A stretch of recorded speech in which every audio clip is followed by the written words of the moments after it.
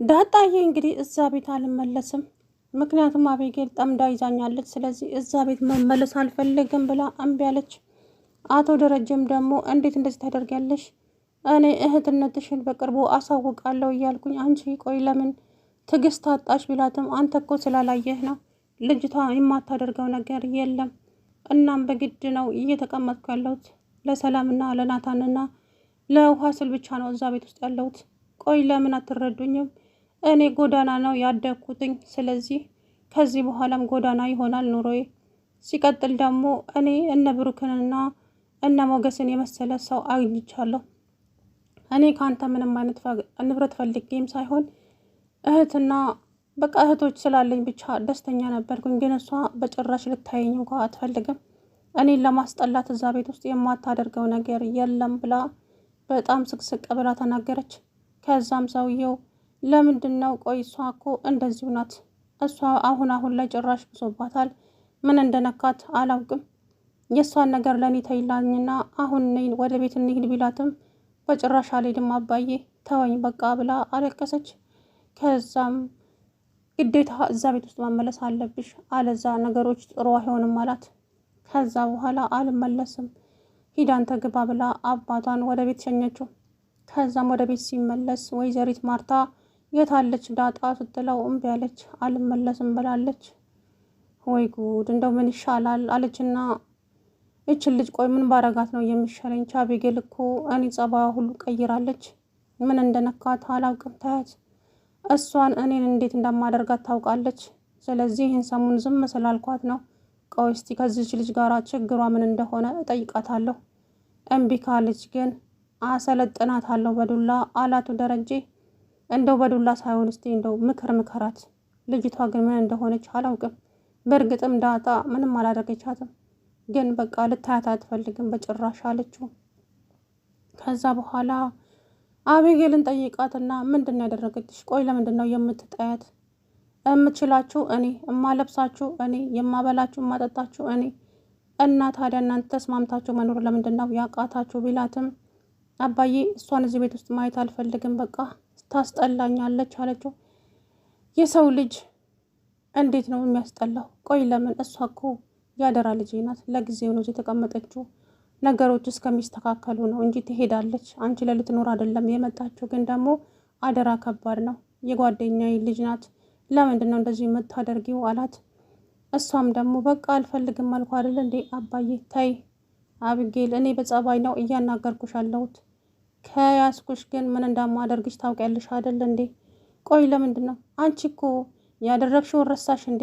ያደረግሽውን ነገር እኮ ደብቄልሽ እንጂ ለማርታ በነግራት ኖሮ ይሄንን ነገር ምን እንደምታደርግሽ አንቺም ጠንቅቀሽ ታውቂያለሽ አላት።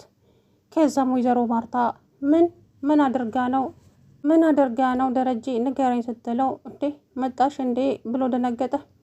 አዎ የሰማችሁትም ያወራችሁትም በሙሉ ሰምቻለሁ። ስለዚህ ምንድን ነው ያደረገችው አቢጌል ቢላትም ከሰማሽማ ምን አደርጋለሁ?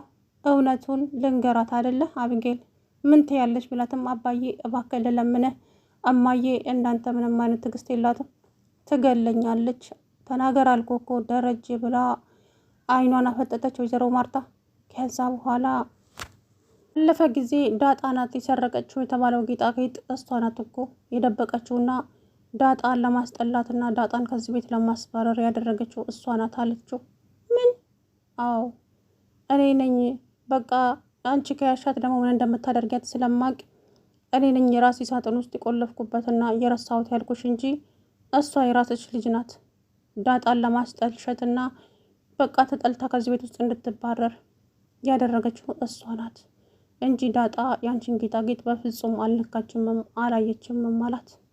እውነት ነው የምሰማው ነገር ስትላት ኧረ እማዬ አባዬ አውቀው ነው ስትል አባትሽም ውሸታም ነው ልትይ ነው? አሁን እውነታውን ትናገራለሽ ወይስ ስትላት እማዬ አድርጌዋለሁ በቃ ይቅርታ አድርጊልኝ። ቆይ አንቺ እንደዚህ አይነት ጸባይ ከየት ነው ያመጣሽው?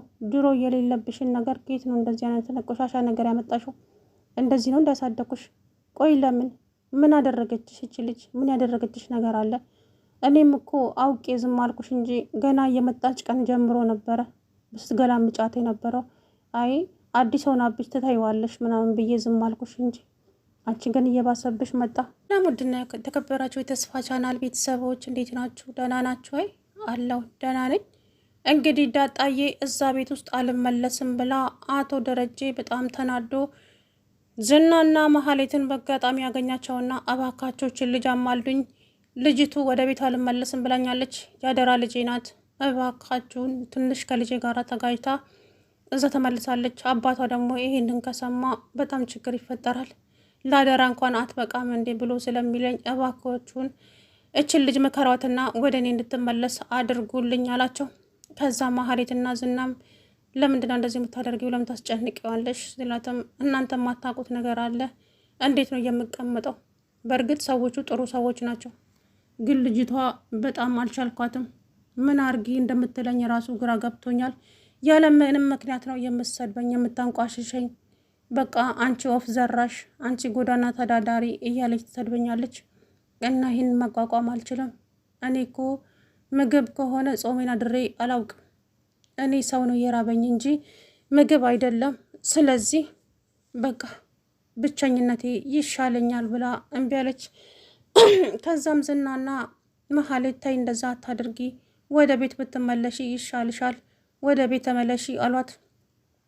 ከዛ አልመለስም እምቢ አለች በግድ። እንግዲህ ተቆጥተዋት ወደ ቤት ስትመለስ ወይዘሪት አብጌል ጭራሽ አይንሽን በጨዋጥበሽ መጣሽ እንደ ስትል አሁንም ብድግ አለች። አንቺ አይንሽን ነው የማጠፋልሽ፣ አርፈሽ የማትቀመጪ ከሆነ ነግሬሻለሁ። እኔ ማርታ አይደለሁም፣ የማታውቂያት እናትሽ ነው የምሆንብሽ። ከዚህ በኋላ ቤቱ የኛ።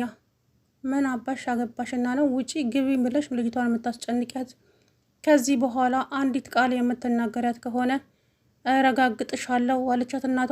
እማዬ ለዚች ወፍ ዘራሽ ብለሽ እኔ ልጅሽን እንደዚህ ትናገርኛለሽ እንዴ? እንደዚህ አይነት ብልግና፣ እንደዚህ አይነት ጋጠወጥነት ከየት ነው ያመጣሽው? አንቺማ የኔ ልጅ አይደለሽም በፍጹም አለቻት። እዚህ በኋላ ግን አንድ አፍላፊ ይናገራለሁ ብትይ እመኝኝ አስቀይምሻለሁ አለቻት እናቷ። ከዛም ዳጣዬ ወደ ቤት ተመለሰች። ዳጣ ከዚህ በኋላ ማንም አይናገርሽም፣ በቃ እሷ ጸባዩ ከቀን ወደ ቀን እየባሰባት ነው የምትሄደው። ስለዚህ አይዞሽ ብላ ሴትይቱ አረጋጋቻት ዳጣዬ። ዳጣዬም ኧረ ችግር የለውም፣ እኔ ግን ንግግሯ ትንሽ ውስጤን ስለሰበረው ነው እንጂ እኔ በጣም ነው የምወዳት።